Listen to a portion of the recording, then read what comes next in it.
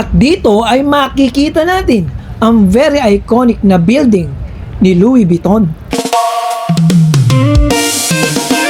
Omo TV 23, lahat ay masaya. Omo TV 23, tara na't bumiyahe.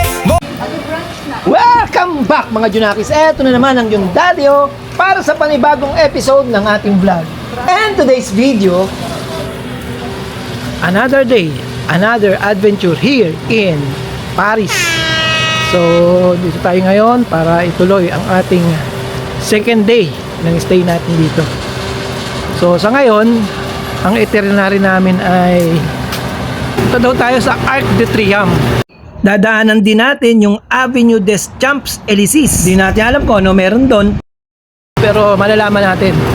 So, ano pang gagawin natin? Samahan nyo kami. Let's go!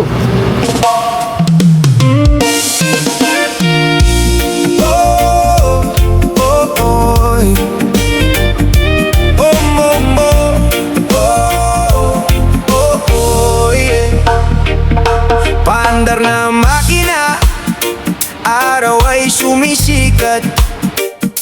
Helmet ay suot na, biyahe ay nagsisimat. Sa kalsadang mahaba, hangin ay kaulayaw. Bawat tanawin sa daan, puso'y napapasayaw. Mula bundok hanggang dagat, tanawin kay ganda. Sa bawat liko ng mundo, bagong saya ang dala. Hindi lang sa Pilipinas, lakbay walang hanggan. Ibang bansa'y mararating basta't may tapang at dasal. Kasama ang tropa, tawanan sa biyahe, kwentuhan sa daan habang gabi humahaplos. Kamera ay handa, memories ay kuha. Sa Omo TV 23, lahat ay masaya. Omo TV 23, tara na't bumiyahe. Motor ang kasama kahit saan makarating. Ganda ng mundo ating ibabahagi. Bawat sandali ay tunay na kahanga-hanga. Lakbay na walang tigil, saya ay abot langit. Sa bawat pag-iikot ng gulong, kasama ang Diyos na gabay sa paglalakbay ng buhay. Omo TV 23, samahan mo sa tagumpay.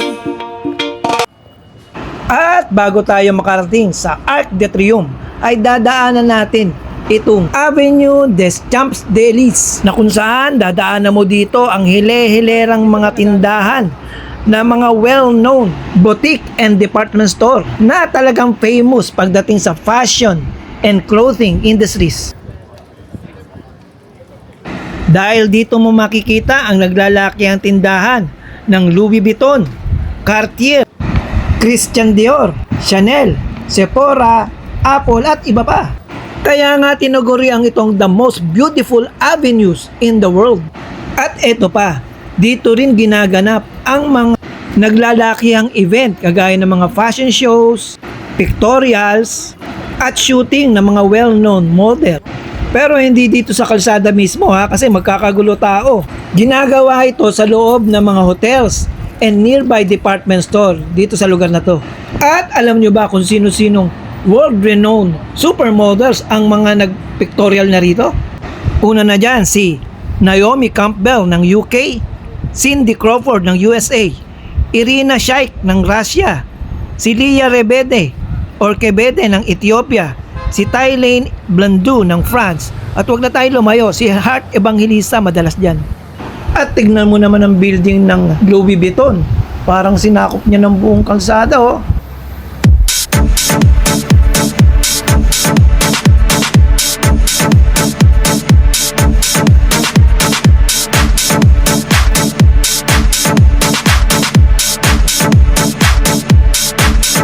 Sexy.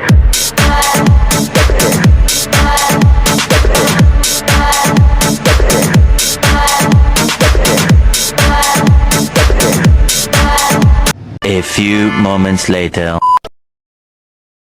At sa dulo ng kalsada ng Champs-Élysées, ito naman ang bubungad sa iyo. The very iconic Arc de Triomphe.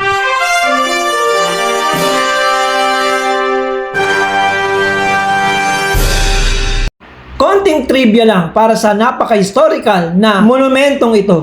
Alam nyo ba na ito ay sumisimbolo sa mga nagbuwis ng buhay at nagpakabayani during the French Revolution? Dito nakalagak ang mga labi ng 558 generals at iba pang mga sundalo. Marami rin ang nakipaglaban na hindi na nakilala, kaya tinugarian ding itong Tomb of the Unknown Soldier. At kung mapapansin nyo, sa bawat gilid na monumento ay ang mga kabayo at ang mga sinaunang kawal na nagre-represent sa mga sundalong lumaban during the French Revolution na nagsilbing pinaka-lining design ng monumento. At di kalayuan sa Arc de Triomphe na to ay matatagpuan mo ang monumento naman ni Abraham Lincoln ng Estados Unidos bilang pagkilala naman sa Amerika bilang kaalyado ng Pransya noong French Revolution na tinaguriang Lafayette.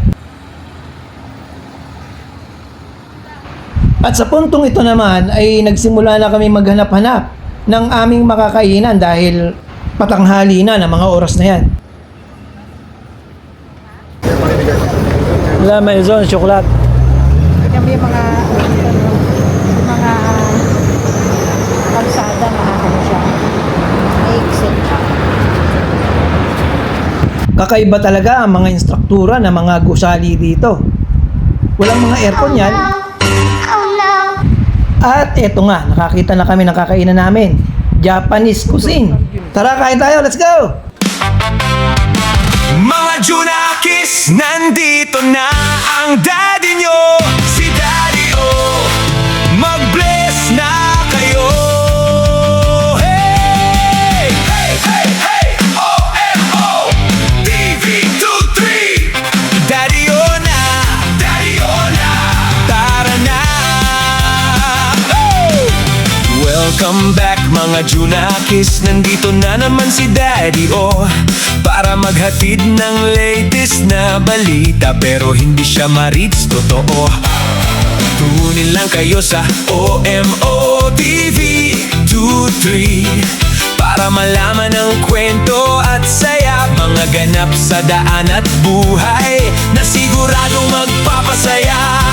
Nakamotor man o tumatakbo, kasama kayo saan man mapadpad. May tawanan at inspirasyon na hatid sa bawat vlog at lakad.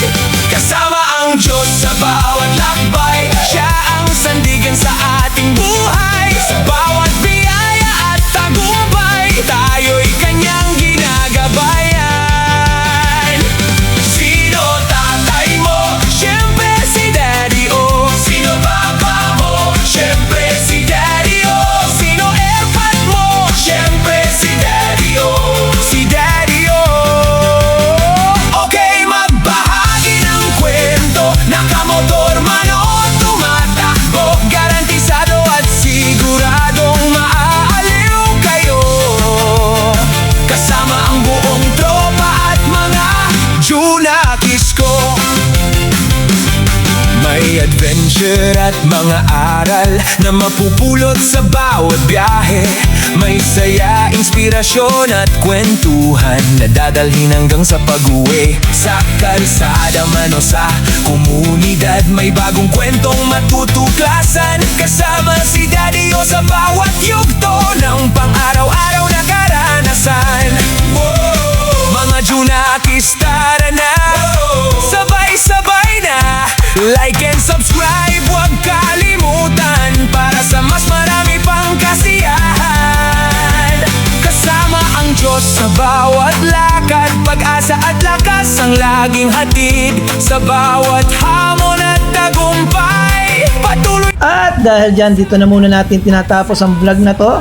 Marami pa kaming ihahatid sa inyo sa aming paglilibot dito sa Europa.